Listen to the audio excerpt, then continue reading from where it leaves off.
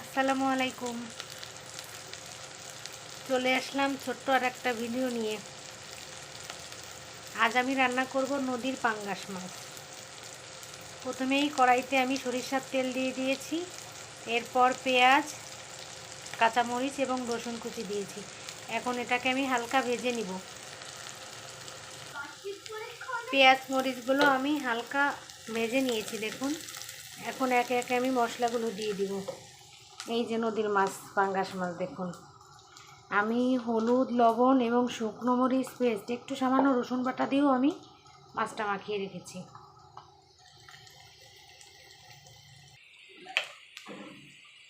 এখন আমি একে একে সমস্ত মশলাগুলো দিয়ে দিব। প্রথমেই রসুন পেস্ট, ধনিয়া এবং জিরা পেস্ট,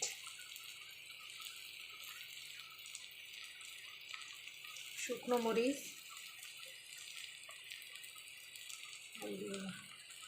সামান্য একটু আদা দিলাম, খুব সামান্য।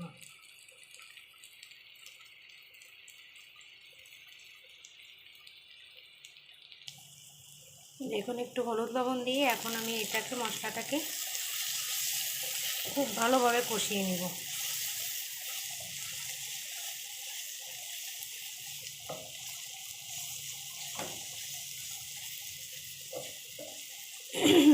আমি পেঁয়াজ বাটাটা খাই না, কাটাটা দেই।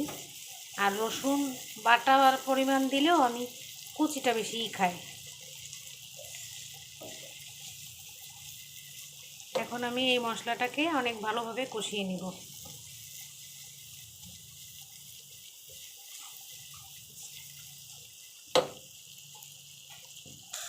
সামান্য একটু পানি দিয়ে দিয়েছিলাম। এখন দেখুন মশলাটা কষাতে থাকবো। আমি একটু পর পর একটু একটু পানি দিয়ে আমি এই মশলাটা বেশ ভালোভাবে কষিয়ে নিব। মশলাটা ভালোভাবে কষানো হয়ে গেছে, আমি আবার আর একটু পানি দিয়ে দেব। আবার এই মশলাটা একটু আমি কষিয়ে নিব।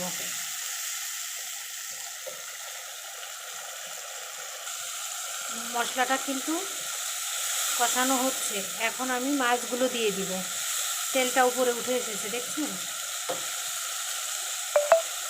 এই পর্যায়ে আমি মাছগুলো দিয়ে দিব।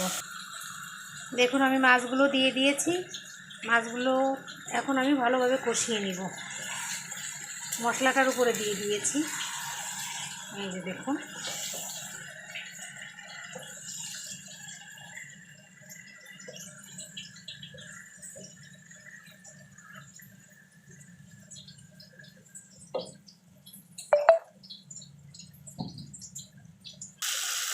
মাছগুলো আমি খুব ভালোভাবে কষাবো। মশলার মতো করেই 2-3 বার পানি দিয়ে মাছটা আমি কষিয়ে নিব।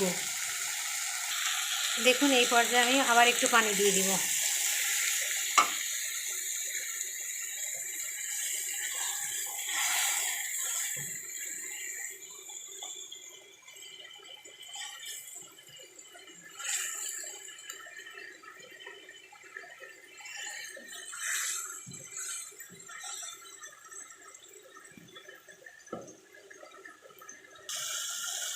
আবার মাছটা ভালোভাবেই কষানো হয়েছে। এখন আমি একটু পানির পরিমাণ বেশি দিয়ে মাছটা ঢেকে দিব।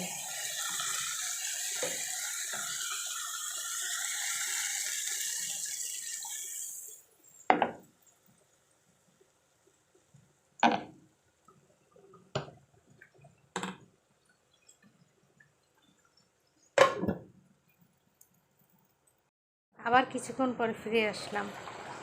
দেখুন আর একটু পানিটা টানবে। আলহামদুলিল্লাহ, দেখুন রান্না শেষ।